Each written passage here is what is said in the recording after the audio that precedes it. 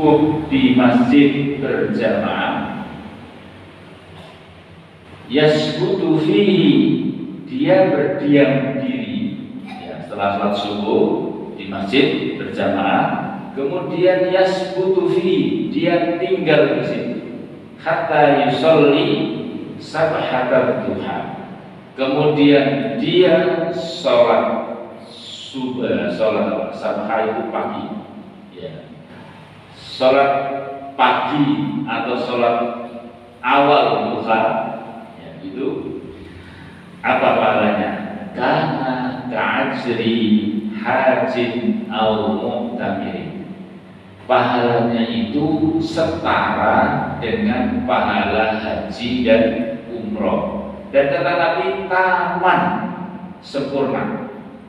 Jadi bukan pahala haji-hajian, bukan umroh-umrohan, tetapi kata Nabi, siapa yang sholat subuh berjamaah di masjid, kemudian dia tinggal menunggu zikir, wirid, baca Quran dan segala macamnya, kemudian dia sholat awal duha, maka pahalanya sama dengan melaksanakan haji dan umroh. Dan kata Nabi, taman sempurna hajjatuhu wa umroh, hajinya dan umrohnya itu pahala haji yang sempurna. Ini Bapak Ibu yang dikenal dengan sholat syuruk.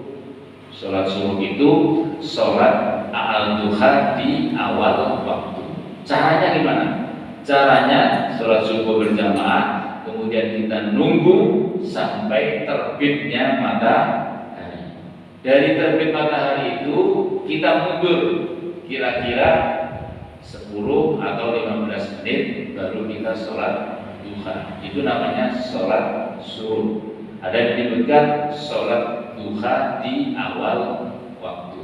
Ini pahalanya setara haji dan umroh yang sempurna. Bukan berarti terus yang punya uang tidak haji, tidak umroh. Ini beda. Ini hanya setara pahala orang haji dan umroh. Bapak Ibu, banyak orang yang masih bertanya, sholat syuruk itu kan maksudnya sholat terbit ya. Syuruk itu maksudnya terbit.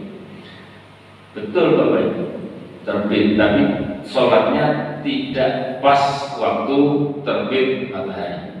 Kalau dulu nggak ada menitan di zaman Nabi, berapa menit, berapa detik, berapa saat itu, hanya Nabi memberi ancer-ancer. Sholat duha itu kira-kira matahari di setinggi tombak. Nah, menurut penelitian ya kira-kira satu tombak itu berapa tombaknya? Tergantung tombaknya ya. Tombaknya itu panjang atau pendek. Ada lagi yang menghitungnya, kira-kira matahari itu setinggi tombak ini, kita tombak ini, terus kita lihat dari sini. Ya. Ini kira-kira sudah setinggi tombak atau tidak? Ada lagi yang hitung tombaknya dikira-kira diarahkan ke mataharinya, tidak nempel di. Intinya Bapak Ibu, dulu zaman Nabi ada satu cerita, Nabi pernah berpesan kepada dua muadzinnya, yaitu siapa? Bilal dan Ummu Kulsum. Dalam satu perjalanan, Nabi melaksanakan perjalanan, kemudian Nabi singgah di suatu tempat, dan setelah sholat tahajud, Nabi kemudian tiduran sambil berpesan kepada Mu'ad sama Mu'ad, siapa? Bilal dan Ummu Kulsum, dua muadzinnya. Nanti kalau sudah subuh, tolong saya dibangunkan. Qadarullah Bapak Ibu, ternyata semuanya tertidur. Nabi tertidur, Bilal tertidur, Ummu Kulsum juga ketiduran, semuanya tertidur. Sehingga tidak ada yang sholat subuh pas di waktunya. Kapan bangunnya? Menurut hadis, Nabi terbangun ketika sudah badannya merasa kepanasan. Sudah hangat lah, bukan panas, hangat gitu. Maka Bapak Ibu, saat itu Nabi bertanya, wahai Bilal, kenapa kamu tidak bangunkan saya?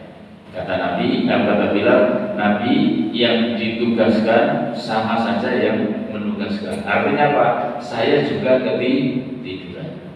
Nah, ini Bapak Ibu, banyak hal yang bisa diambil dari hadis ini, dari cerita ini, bahwa ketika kita sedang tidur, ya kemudian kita terbangun, maka saat itu juga sholat dikerjakan.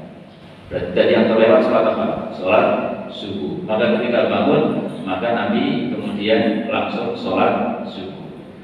Pelajaran yang berikutnya yang bisa kita petik adalah bahwa melaksanakan sholat itu setelah terbit matahari, kira-kira tadi hangatnya matahari itu hadis lain menyebutkan setinggi tombak. Ini yang bisa kita ambil pelajarannya. Jadi sekali lagi, sholat subuh itu dimulai dari sholat subuh berjamaah.